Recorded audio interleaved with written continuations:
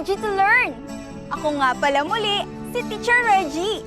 Masaya ako at makakasama ko kayo muli sa ating aralin sa edukasyon sa pagpapakatao sa ikatlong baitang.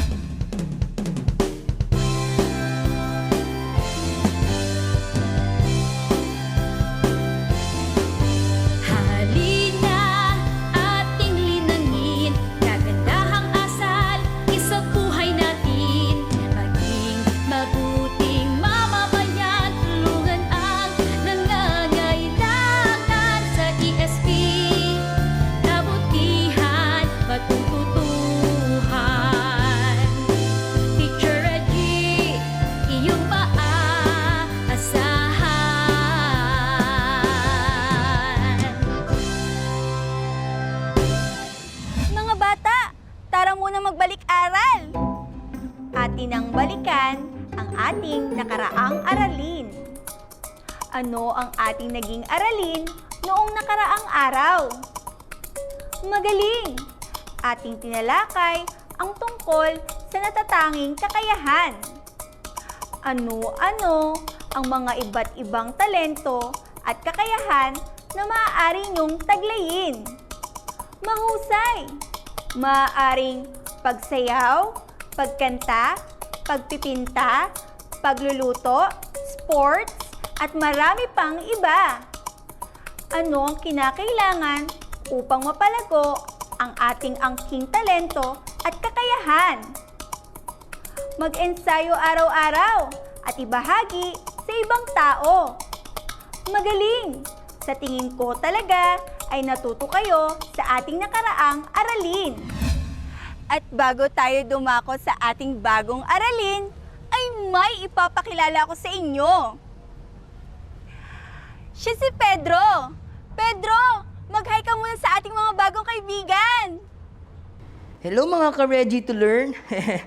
Masaya ako na makasama ko kayong lahat. Pedro, handa ka na ba sa ating bagong aralin? Opo, Teacher Reggie. Magaling! Mukhang handa na rin sila. Tara na! Pagtitiwala sa sarili. Pedro, mga bata, sa araw na ito ay ating tatalakayin ang kahalagahan ng pagtitiwala sa sarili. Ngayon mga bata, may kwento akong ibabahagi sa inyo. Wow, Teacher Reggie. Gusto ko po yan. Excited na po ako sa kwento mo. Mga bata, ito ay kwento na tiyak na kapupulutan nyo ng aral. Excited na ba kayo mga bata? Wow, Teacher Reggie. Gusto ko po yan. Magaling! Simulan na natin. Buksan ang mata, ang tenga, at bubusugin ng kaalaman at aral ang ating mga puso at isipan. Tara na mga bata! Ano ang kahalagahan na magamit ang inyong talento? At ano ang mangyayari kung hindi mo ito ipapakita? Halika! Ating tunghayan ang kwento ni Ento, ang batang maraming talento. Si Ento, ang batang maraming talento. Akda ni J. Lopo. Si Ernesto, o mas kilala sa kanila bilang si Ento, ay batang maraming talento. Sa edad na 8, nagagawa niyang gumuhit ng larawan at iba't ibang disenyo. Nakatutula, nakaaawit, at nakasasayaw rin siya ng mahusay. Sa pagtutuos ng kwenta sa matematika ay mabilis din siya. Tuwang-tuwa ang nanay at tatay niya. Maging ang mga kapitbahay na bata ay humahanga sa kaniya. Isang araw, pinaaawit siya ng ama sa videoke. Narinig ito ng mga kapitbahay at sila ay nagpalakpakan.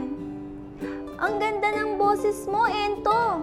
Sabi ng dumaang si Aling Carmela. Manang-mana sa inang si Gemma. Dagdag pa niya. Masayang-masaya si Ento. Umawit siyang muli. Maganda ang simula.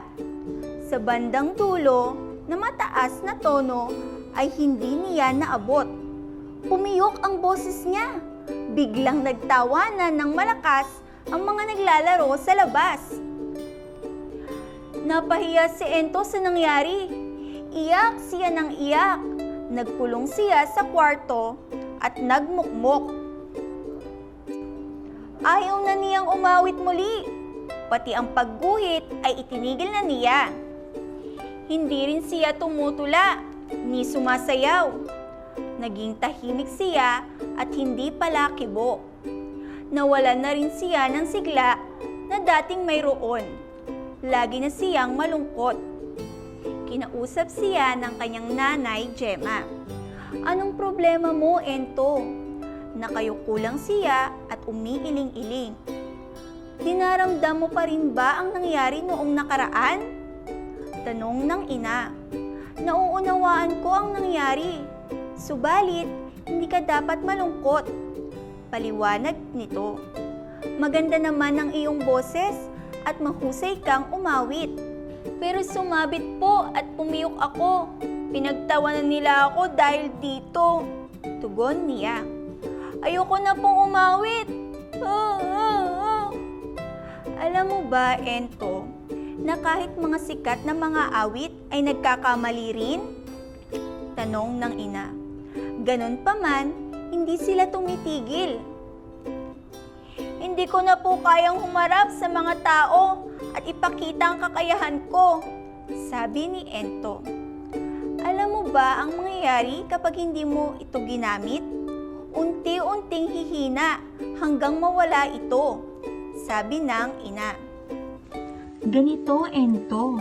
Ani ni Aling Gemma. Ang kakayahan o talento ay patuloy na nililinang. Kahit mahusay ka na o hindi pa, patuloy ka dapat na nag-e-ensayo. Inaaral mo rin dapat kung hindi ka pa masyadong mahusay. Nagpapatulong ka rin dapat sa ibang marunong upang maturuan ka.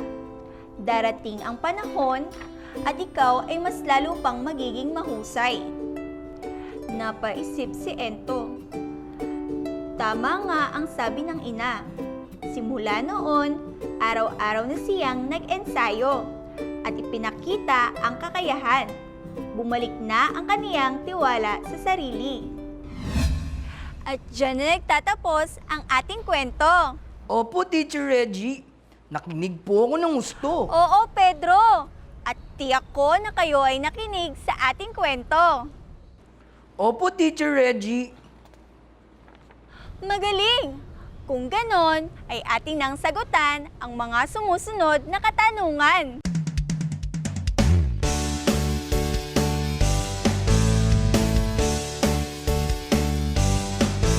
Halika, mga ka-ready to learn. Atin ang gawin, ating gawain.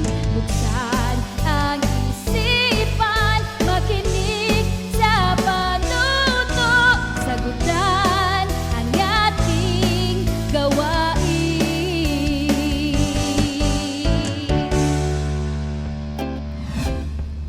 Panuto. Sagutin ang mga katanungan ayon sa kwentong binasa. Isulat ang iyong sagot sa iyong papel. Unang bilang.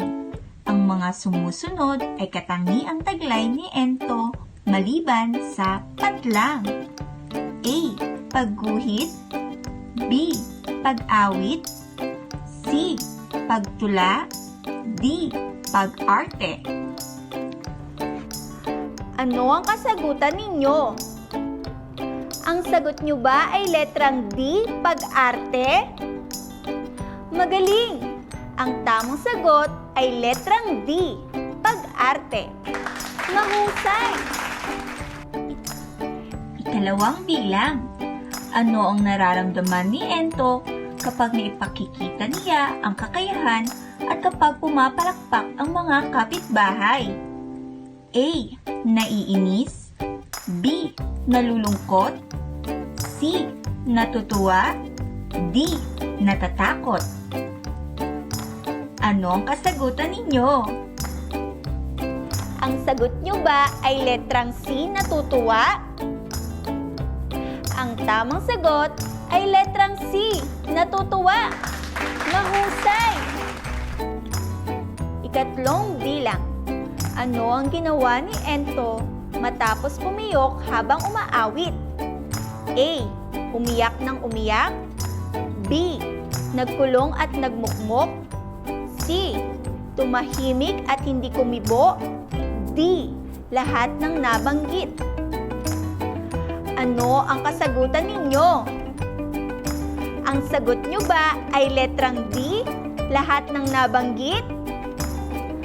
Ang tamang sagot ay letrang D, lahat ng nabanggit. Mahusay! Ika-4 na bilang. Kapag hindi ginamit o ipinakita ang kakayahan, ano ang maaaring mangyari? A. Mawala ito. B. Mas dumami. C. Mas humusay. D. Mas malinang. Ano ang kasagutan ninyo? Ang sagot nyo ba ay letrang A, mawala ito? Ang tamang sagot ay letrang A, mawala ito. Mahusay! Ika-5 bilang. Tulad ni Ento, mahalagang ibalik ang patlang. A. Kabutihan. B. Kalungkutan. C. Katamaran. D. Tiwala sa sarili. Ano ang kasagutan ninyo? Ang sagot nyo ba ay letrang D, tiwala sa sarili? Ang tamang sagot ay letrang D, tiwala sa sarili. Mahusay! Mga bata, dumako na tayo sa pagyamanin. Sa pagyamanin, kayo mga bata ay malayang magsasanay upang mapagtibay ang inyong pagkaunawa sa ating aralin. Tara, simulan na natin! Suriin ang bawat larawan at sabihin kung ang mga ito ay nagpapakita ng pagtitiwala sa sarili.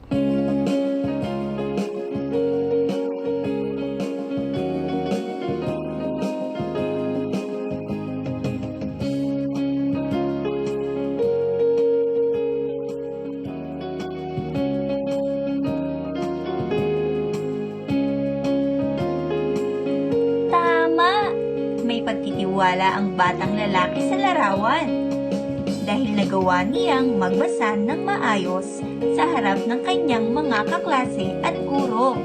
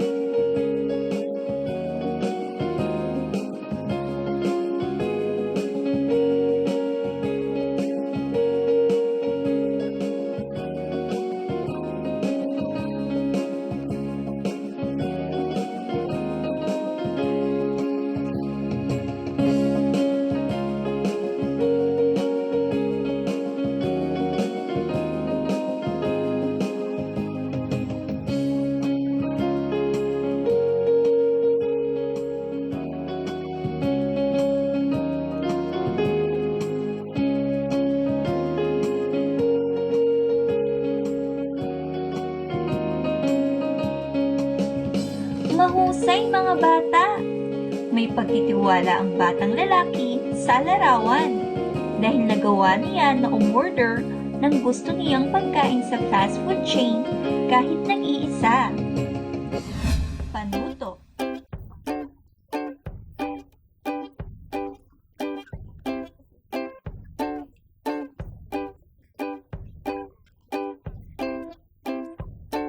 Isulat naman ang salitang mali kung sa iyong palagay ay may maling nakasaad sa pangungusap. Unang bilang. Ang tao ay may abilidad sa paggawa ng may buong kahusayan. Ano ang kasagutan ninyo? Ang tamang sagot ay tama. Ikalawang bilang. Ang labis na pagtitiwala sa sarili ay nagpapakita ng kayabangan. Ano ang kasagutan ninyo? Ang tamang sagot ay mali. Ikatlo, ang iyong talento at abilidad ay baliwala kung ito ay hindi mo nagampanan ng maayos. Ano ang kasagutan ninyo? Ang tamang sagot ay tama.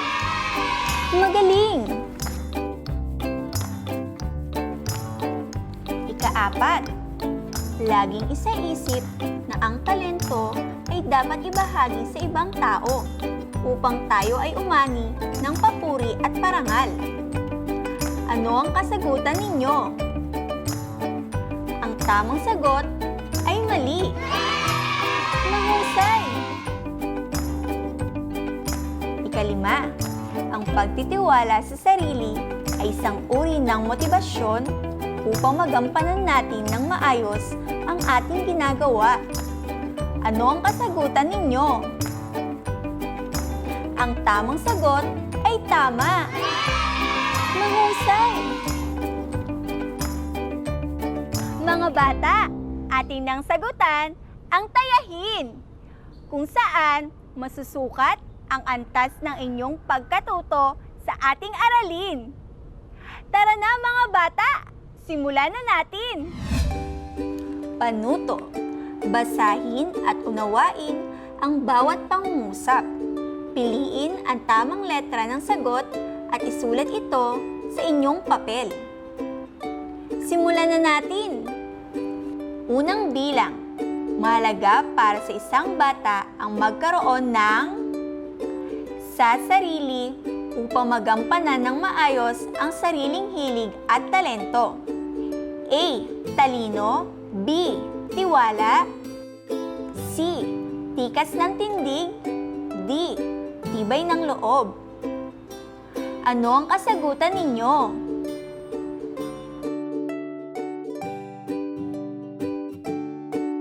Ang tamang sagot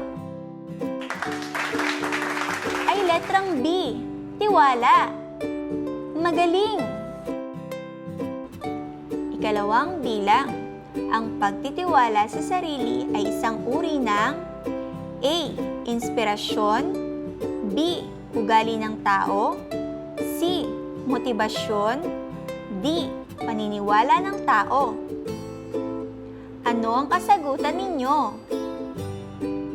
Ang tamang sagot ay letrang C. Motibasyon. Mahusay! Ikatlong bilang, ikaw ang napiling lalahok sa paligsahan sa tula. Ngunit isa kang mahiyaing bata dahil sa buong akala mo na ikaw ay walang kakayahang magsalita sa harap ng maraming tao. Ano ang gagawin mo? A.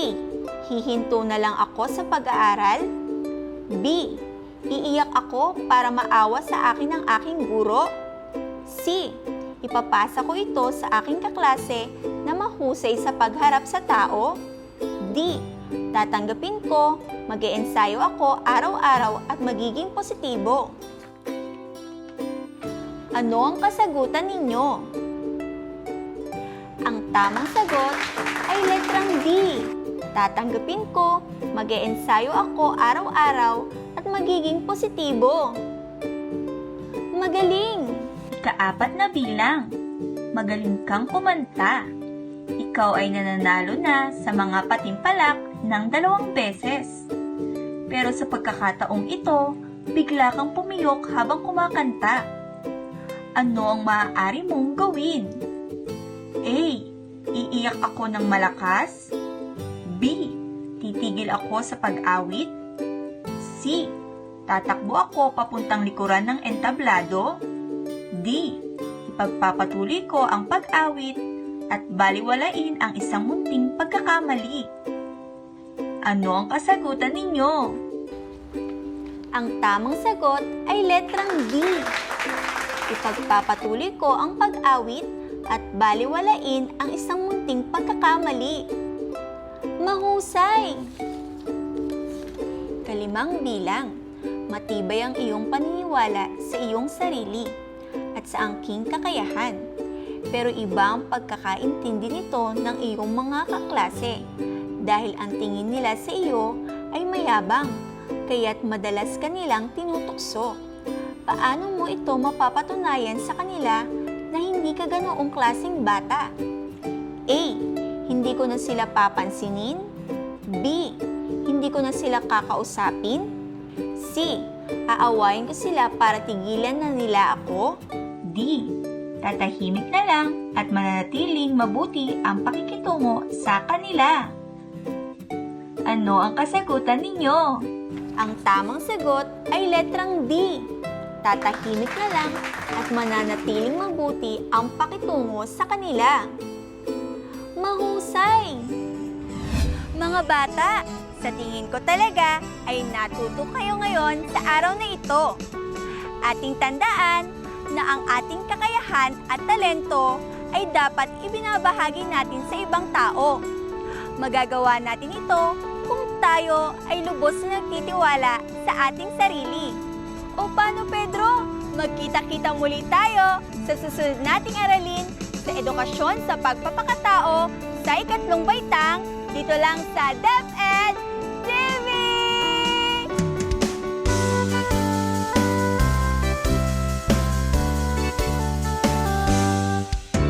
Tapos na ang aralin, mga ka-ready to learn. Mga natutuhang aral, isa buhay natin.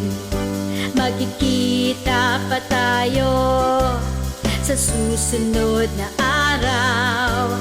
Ngiti ka lang, laging magdasal, maging mabuting tao.